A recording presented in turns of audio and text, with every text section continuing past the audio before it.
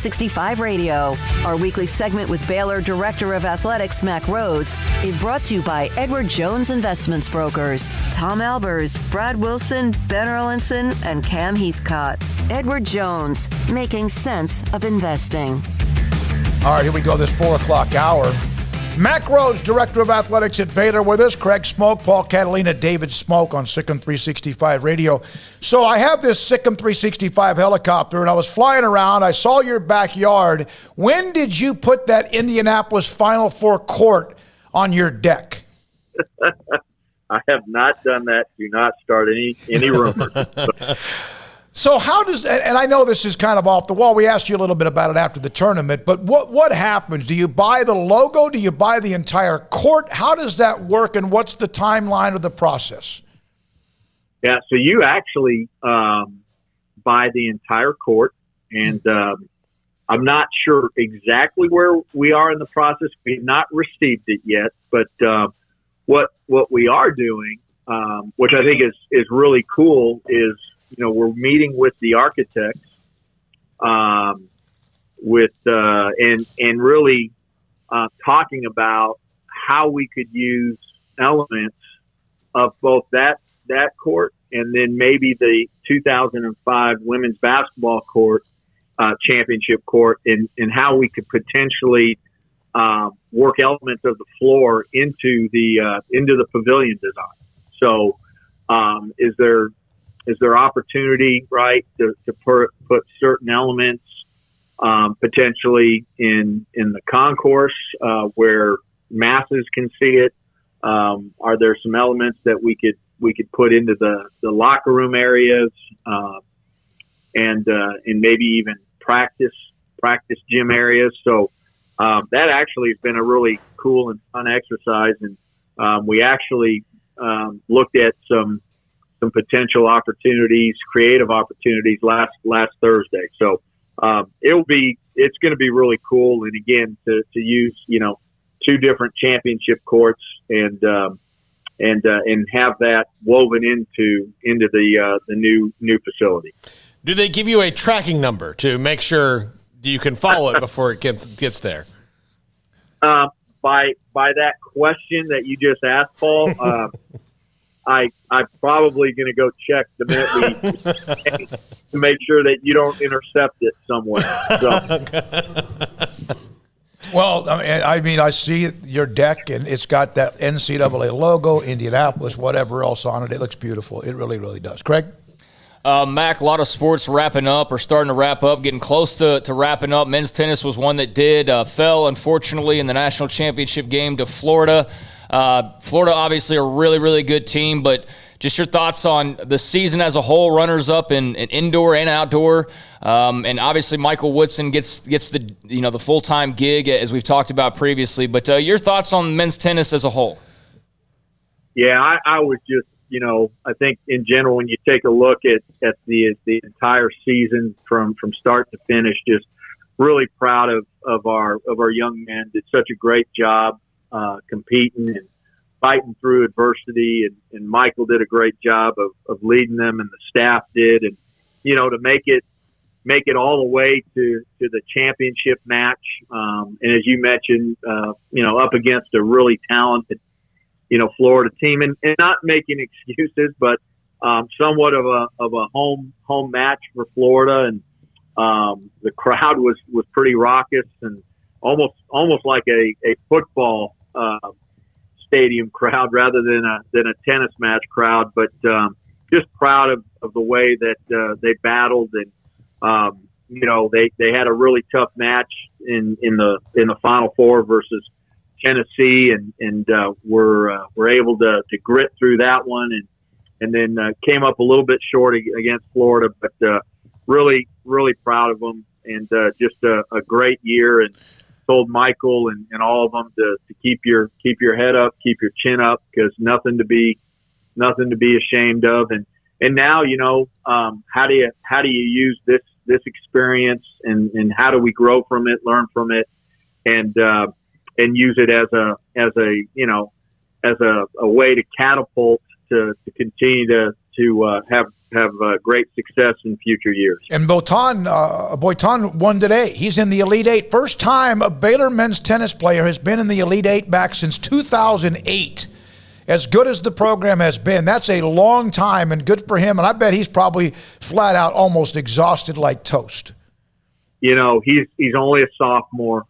He's got some great years ahead. And I don't know if you watched it, but that first set match against his opponent, Florida, you know, down 2 breaks, and for him to come back from 2 breaks and end up winning that set was incredible. But you know, he's a great young man, and certainly proud of him, and glad that he's only a sophomore. Mac, a lot has been made this last week. ESPN did a very in-depth article about transfer portal tampering and the fact that now that the rule's out there, everybody knows what the rule is. How long do you think it'll be before the NCAA, college athletics, kind of gets their arms around what people are going to do to skirt those rules in the new transfer portal era? Yeah, you know, I read the article, and that literally is everybody's worst nightmare when we think about just this proliferation of transfer and the transfer portal, and you know, now making it easier than ever, you know, able to transfer, you know, at least one time without sitting out a year. And so I think that article is reality, and I think what's hard is I don't know how you police it, monitor it.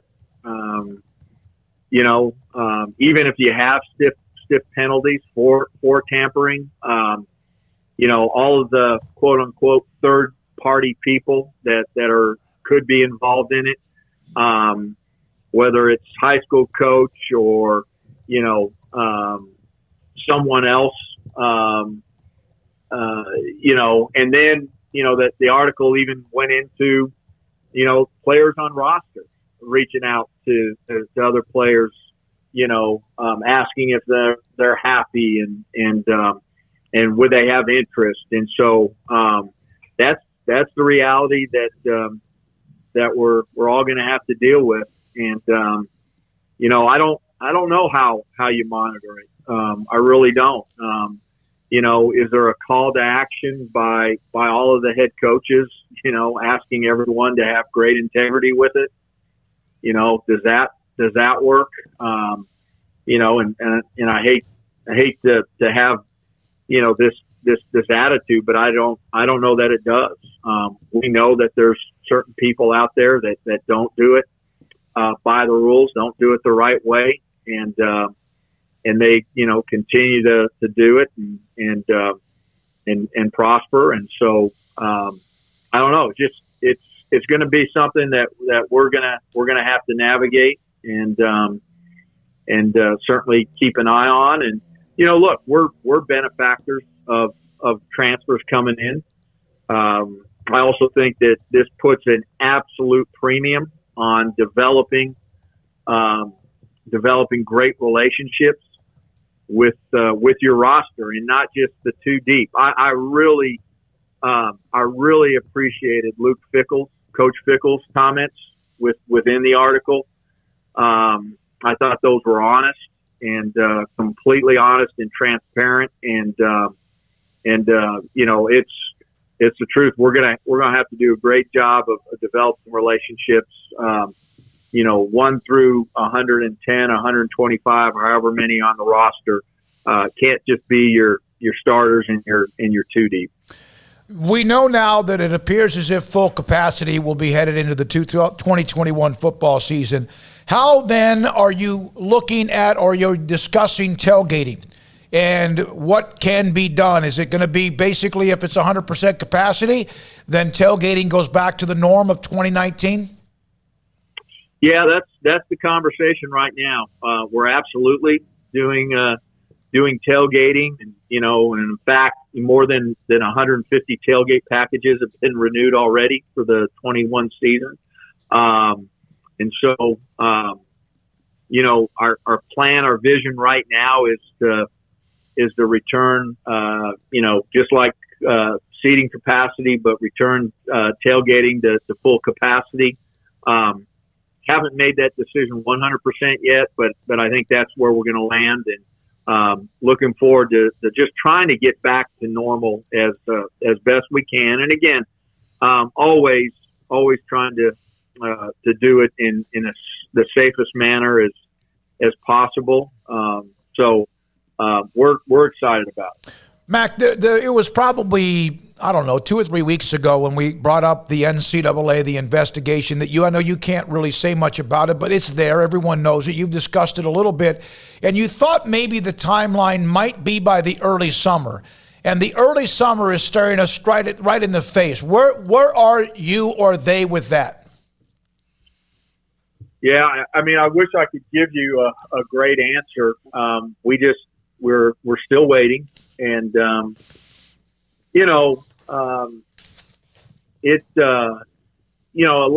lot has happened the last certainly year, 15 months because of COVID, and it's impacted the NCAA, the ability to work and carry on business as usual, was obviously impacted. And then because of revenue shortfalls and some of the things that they did personnel wise, and so not as many people as normal, right? And so there's absolute grace there. But on the same hand, I mean, it needs to be concluded. And I go back to my first day on the job was mid-August of 2016, and the process had already begun. And, we've got student athletes on our roster right now that were in junior high. So it's time for this to conclude, and we're waiting. Mac, where are you guys as far as vaccinations for athletes and how you're going to handle that as they go for the summer and come back? If they have not gotten vaccinated yet, how do you navigate that? Because there are people who don't want to get it for whatever reason, and then to prevent big outbreaks, you're probably going to need to have your team, at a certain percentage before the season starts. Yeah, it's a topic right now, Paul, that we're absolutely actively discussing, and we'll be in line with the institution, where we're going to strongly encourage our student athletes to be vaccinated, not mandating. But we're going to work with our student athletes. They took some time off right after finals, and then many of them, if not most of them, are coming back to campus right around the 1st of June for the first session of summer school, and we'll begin to work with them and again strongly encourage the conversation within the Big 12 with the medical directors for each institution. I certainly think and believe there'll be COVID testing in the fall for the fall sports for those that have not been vaccinated. I think it's still too early to tell exactly what that looks like and what the frequency of it would be. Do we get to a model where if you're at a certain percentage, if you cross that threshold, then we talk about herd immunity, and so maybe nobody has to be vaccinated, and what that percentage is, it's probably going to depend upon maybe CDC and or local community. So those are all of the things that we've been talking about. What you hope is that we can get to a place that we have enough vaccinated where we can have meetings back in regular meeting rooms. So, for instance, we can have the team meeting in the team meeting room and not in the indoor where everybody's spread out 6 feet apart. And so that's what we're hoping, that we can get to that place. But still some of it to unfold. But I do think there will be testing at minimum in the fall for those that have not been vaccinated. Matt, question about the this distribution of various conference money. The Big Ten, of course, has a massive TV package. The SEC, the Big 12 is right now in the middle among the Big Ten and SEC, then the Pac-12 and the ACC. 37 to 40.5 million distributed to each school. And I don't know where it is, give or take a million or 10, and I know it's money. But are you blown away that that number is where it is, considering what everyone dealt with last year? Yeah, it is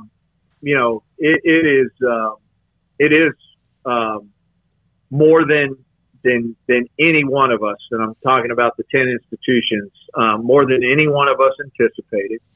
I give Commissioner Bowlesby and that the entire staff a lot of credit.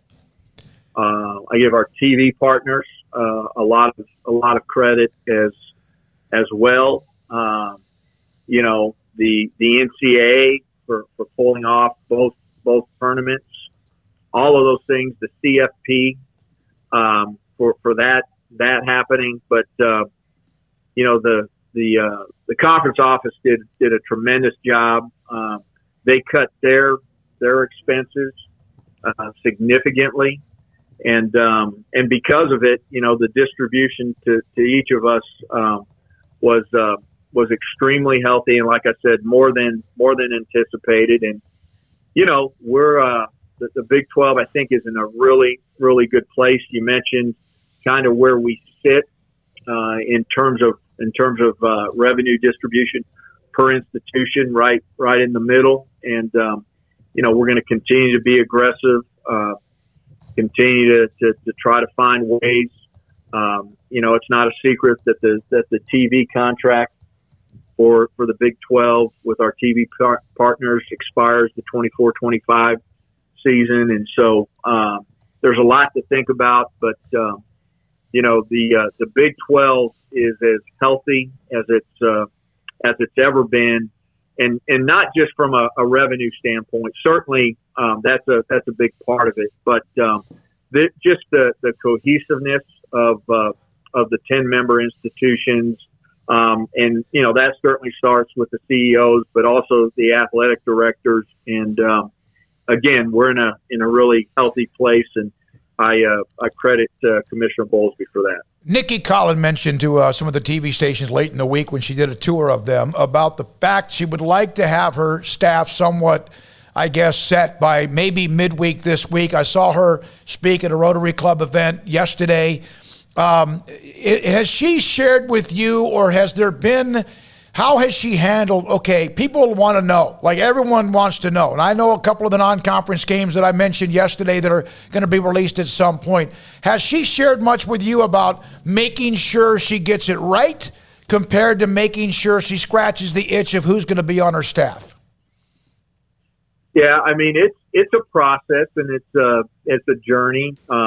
It's like, hiring a head coach, and she's being very, diligent and making a lot of phone calls and talking, not to a large number of people. I think it's a pretty select group, but you're talking to, a much broader group of folks when you're starting to, just references and